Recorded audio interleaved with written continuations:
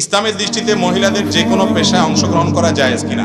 মহিলাদেরকে আল্লাহ রাব্বুল আলামিন ভেতর নিয়ন্ত্রণের জন্য বলেছেন, ছেলেদেরকে বাহির নিয়ন্ত্রণের জন্য বলেছেন। আল্লাহ তাআলা ভাগ করে দিয়েছেন এবং শরীরটা এমন ভাবে তৈরি করে দিয়েছেন তার জন্য বাসাটা উপযোগী।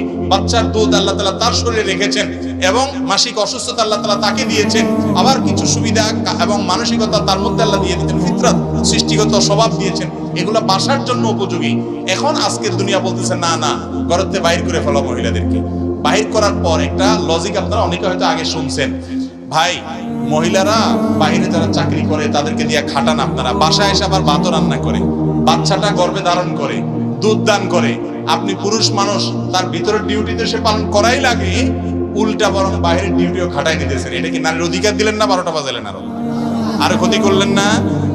মনে রাখবেন, মহিলাদেরকে বাসায় রাখবেন সম্মানের সাথে। হ্যাঁ, কোনো মহিলা যদি বাসা কাজ করতে চায়, কাজের ঘরে নিষেধাজ্ঞা নাই, তিনি নিজের জায়গা থেকে কাজ করবেন। বাসা থেকে মানে এই না যে সে কোনো কাজ করবে না, বাসা থেকে কাজ করতে পারে। খাদিজা রাদিয়াল্লাহু তাআলা ব্যবসা করছেন রাসূল আকরাম সাল্লাল্লাহু আলাইহি ওয়াসাল্লামকে দিয়া, এটা করতে পারেন, অসুবিধা নেই।